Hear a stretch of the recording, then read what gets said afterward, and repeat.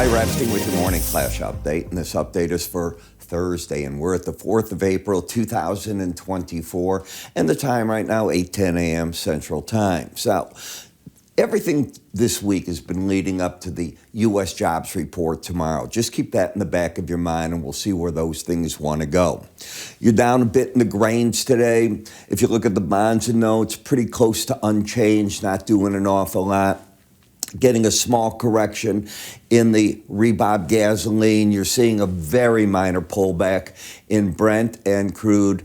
It doesn't look as though Israel and Hamas are coming to any form of an agreement. The talks ended this week with absolutely nothing taking place. In fact, if anything, Hamas strengthening its demands on Israel, feeling that world pressure is building on Israel to the point where they're going to hold for everything. So they're going to be part of a new government is their demand.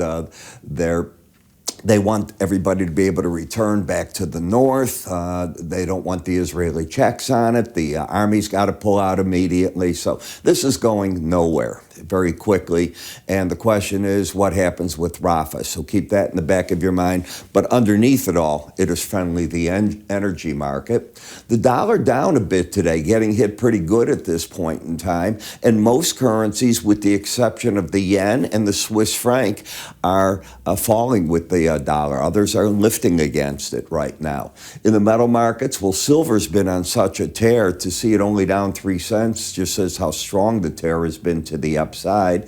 Gold giving up a little bit, fighting now at the 23,000 level, but you can even see copper up to 425. I mean, these are new highs for this whole move. If you look at today's data, you don't get a lot from that. The initial claims came in up 9,000. They were looking for them to be up 3,000, so that's a friendly part for the Fed.